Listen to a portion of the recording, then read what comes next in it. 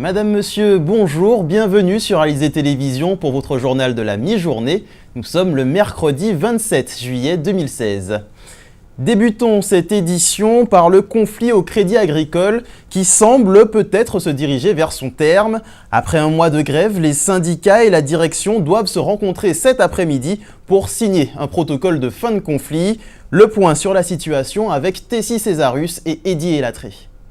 Au bout d'un mois, jour pour jour, la grève du Crédit Agricole est sur le point de prendre fin en se soldant par la signature d'un protocole d'accord qui devrait aboutir cet après-midi. Durant un mois, le mouvement a rassemblé 97% des salariés. Sur un total de 27 agences, toutes sont restées portes closes. Le siège de la banque à Petit-Pérou n'a pas été épargné par les grévistes. Sur toute la durée du conflit, la direction a fait face à un conflit d'ampleur alors que le Crédit Agricole affiche de très bons résultats à l'issue de l'année 2016. L'unité syndicale s'opposait à la suppression de la prime de vie chère de 40% et revendiquait des meilleures conditions de travail. Durant ces 4 semaines de grève, le bras de fer particulièrement difficile s'est peu à peu estompé pour laisser place à un dialogue constructif. Hier, lors de la réunion du conseil d'administration, la direction a finalement renoncé à réformer la prime des 40%. C'est cette décision très attendue qui a permis de débloquer la situation. La signature du protocole de fin de conflit devrait donc intervenir dans quelques heures et le Crédit Agricole devrait rouvrir ses portes dans les prochains jours. Grève toujours, mais à la mairie de Capesterre-Belle-Eau, les négociations ont bel et bien repris ce matin après une première rencontre lundi qui marquait le retour à la table des négociations des deux parties après une longue période de statu quo. Joël Beaugendre et l'UTC-UGTG ont entamé les discussions autour du 4e point de la plateforme de revendication, un point qui concerne la revalorisation des régimes indemnitaires. 4 points donc sur les 13 que comporte la plateforme alors que la grève a débuté depuis plus de 2 mois. Depuis le 13 juillet, l'Anscola est interdite à la baignade. Les prélèvements effectués par l'ARS sur cette belle plage d'Anse-Bertrand ont révélé une concentration importante de bactéries dangereuses pour l'homme. Éric Pommier s'est rendu sur place. Diego est un habitant de la commune d'Anse-Bertrand. C'est avec stupeur qu'il a découvert que la baignade était interdite à l'Anscola. L'Anscola, un site naturel protégé, baigné dans une nature authentique. Notre Ansois connaît bien les lieux. Un petit plage, ça fait 12 ans qu'on vient là. Nous avons créé là le monde d'Anse-Bertrand. C'est un petit coin qui est très intime. C'est un côté où on peut passer, on peut pique-niquer, on peut passer la journée là tranquillement. On peut même faire la pêche, on peut faire petit traîneau. Et puis là, comme ça, là, on peut pêcher les filles, on peut passer une belle petite journée. C'est un petit côté quand toujours bien tranquille. Et puis voilà.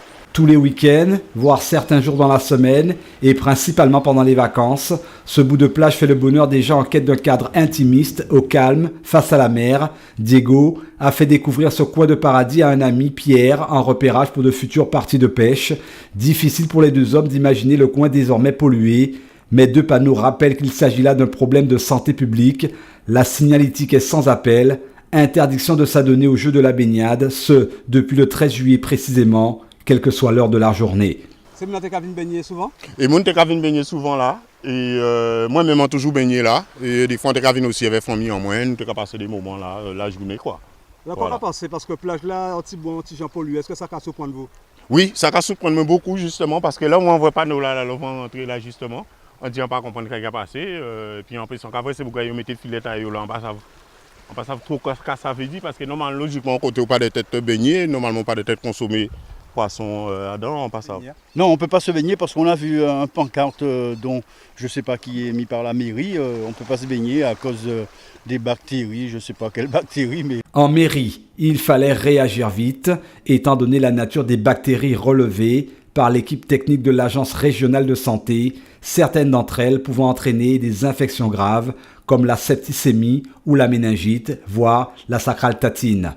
Nous avons 5 plages sur le territoire de la commune qui sont propices à la baignade et chaque mois nous effectuons un prélèvement d'eau pour analyse par l'Institut Pasteur pour connaître le degré de contamination et savoir si la baignade est autorisée ou pas.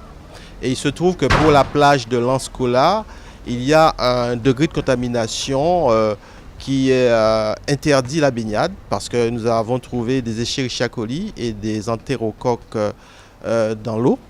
Ce sont des bactéries issues d'une contamination humaine à raison de 1200 Escherichia coli et 400 entérocoques. Donc c'est trop. D'autres prélèvements sont prévus prochainement selon le maire. Ils seront effectués tant que l'eau de l'Anscola n'aura pas retrouvé sa légendaire qualité. D'ici 15 jours, un nouveau point sera effectué. La population devra prendre son mal en patience. Si la plage là est polluée, forcément que pour mon pays venir là. Pour mon pays venir là. Mais c'est vraiment ça dommage parce que là franchement la nuance saute de vie quoi. Voilà, il faut que les gens prennent patience. Nous avons affiché l'arrêté municipal bien visible autour de la plage pour avertir la population. Et dès qu'ils pourront se baigner à nouveau, nous allons encore mettre un panneau d'affichage pour leur dire que maintenant la baignade est autorisée. L'Anscola est situé sur la route entre Port-Louis et Anse-Bertrand, après le lieu d'Igoguette. Lieu réputé pour sa plage et son cadre enivrant et surtout des fonds marins très poissonneux et d'une rare beauté. Et concernant l'Anscola, une information qui vient de nous parvenir, l'ARS aurait procédé depuis à de nouvelles analyses et l'Anse serait de nouveau propre à la baignade, mais il faudra attendre au préalable l'arrêté municipal qui autorise de nouveau la baignade à l'Anscola. Compliqué parfois de se rendre à la plage justement lorsqu'on n'est pas véhiculé selon son lieu de résidence. Les trajets en transport en commun pour aller profiter de la mer ne sont pas toujours des plus accessibles. L'opération Caru Plage, lancée ce lundi, tend à faciliter ces trajets en proposant une ligne directe au départ des Abîmes jusqu'à la plage de la Datcha au Gosier en passant par Baie-Mahault. On écoute Carole Lima, responsable de l'agence commerciale Carulis. Elle est au micro de Muriel Barlagne. Bien, l'objectif de l'opération, c'est essentiellement de répondre à une demande. Il se trouve que nous avons déjà des lignes du Gosier notamment qui desservent évidemment les hôtels ou les plages.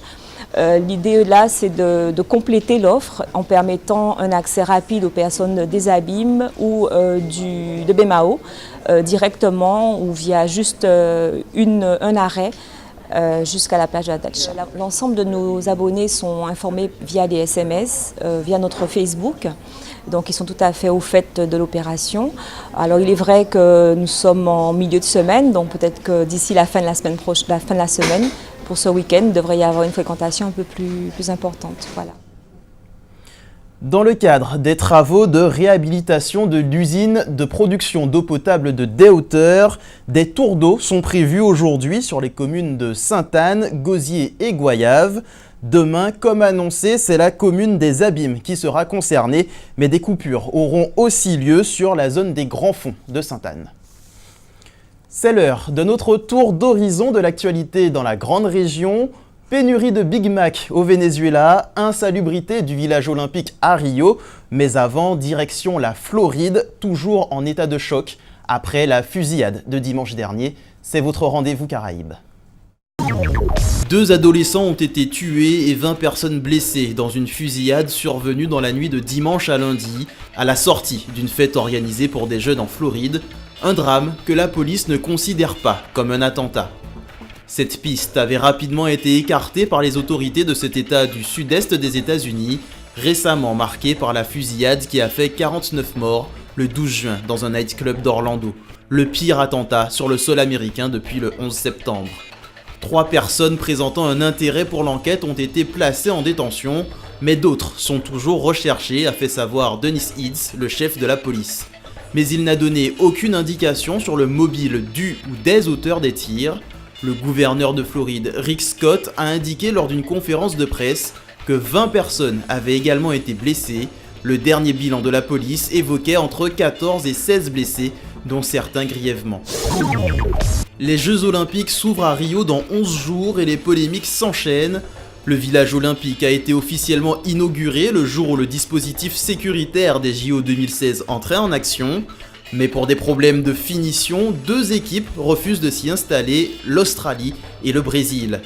La délégation australienne a évoqué des toilettes bloquées ou de l'eau qui coule du plafond et fait des flaques près de câbles, une forte odeur de gaz dans certains appartements ou encore un court-circuit électrique.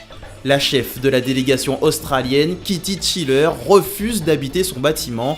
Elle informe que ce sont ses 5e JO et qu'elle n'a jamais vu un village aussi peu près. Kitty Chiller assure par ailleurs que les délégations britanniques, néo-zélandaises et d'autres ont connu les mêmes problèmes. Les Brésiliens eux-mêmes, dont les représentants de 9 disciplines devaient prendre leur quartier la semaine dernière, ont préféré rester à l'hôtel en attendant les réparations. De simples ajustements ont répliqué en chœur les organisateurs en marge de l'inauguration officielle du village, en soulignant que cela arrivait à tous les JO. Le Big Mac est la nouvelle illustration de la pénurie alimentaire qui frappe le Venezuela. Selon les médias vénézuéliens, cette disette s'explique par la tranche de pain au milieu du sandwich, devenue introuvable faute de pouvoir être importée. Les 11 autres produits du sandwich le plus vendu au monde, près de 2 milliards par an, sont toujours disponibles. En 2015, le pays avait déjà dû faire face à une situation similaire. Les traditionnelles frites avaient été remplacées par du manioc face à l'impossibilité d'importer des pommes de terre précuites. Cette pénurie pourrait bien évincer le Venezuela du très sérieux Big Mac Index, créé en 1986 par The Economist. La comparaison des prix de vente du sandwich dans les 119 pays du monde permet au journal britannique d'étudier les valeurs des monnaies et les pouvoirs d'achat. Au-delà de l'anecdote, le pays fait face à une pénurie sans précédent, ce qui a conduit le président Nicolás Maduro à décréter l'état d'urgence économique. Depuis, l'État, dont 96% des revenus proviennent de la vente de pétrole brut, dispose des biens du secteur privé pour l'approvisionnement des denrées de base et l'accès au dollar. Ces restrictions contraignent les firmes à limiter leurs importations. C'est le cas de la compagnie Arcas Doradas, qui détient les franchises de McDonald's pour la zone Amérique latine et Caraïbes. Dans 2 jours, les coureurs du Tour de Guadeloupe s'élanceront dans les rues de Pointe-à-Pitre pour la 66e édition de la compétition. Cette année, sur les 27 équipes présentes, 9 sont invitées et résideront, comme à l'accoutumée, à l'hôtel Le Rotabas situé à Sainte-Anne. Un moment particulier pour l'établissement. Cécile Allègre s'est rendue sur place quelques heures avant l'arrivée des coureurs.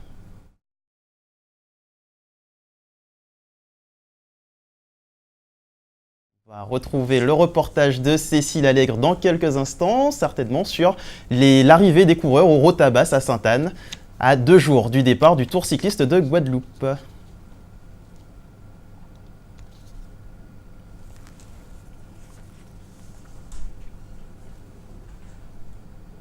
Toujours pas, nous allons donc enchaîner et revenir peut-être sur ce reportage dans quelques instants. Nous allons parler épilation maintenant. Des sourcils aux jambes en passant par le torse ou le maillot, de nombreux Guadeloupéens passeront par la case donc épilation en cette période de vacances. Une pratique commune pour les femmes et qui séduit de plus en plus d'hommes. Reportage au poil de Muriel Barlagne. Toujours pas, donc nous avons quelques problèmes, quelques soucis techniques visiblement. Bien, nous allons parler maintenant de la météo. La météo qui fera cet après-midi sur l'archipel. La grande terre profitera d'un soleil omniprésent quand la basse terre pourrait connaître quelques petites averses. Voilà, c'est la fin de cette édition. Dans un instant, la Minute Sport d'Éric Pommier, suivi du Journal National et de votre émission Recherche Appartement. Quant à moi, je vous retrouve ce soir à 19h pour un nouveau point sur l'actualité locale et régionale. Bon appétit si vous passez à table et excellent après-midi sur Alizé Télévision.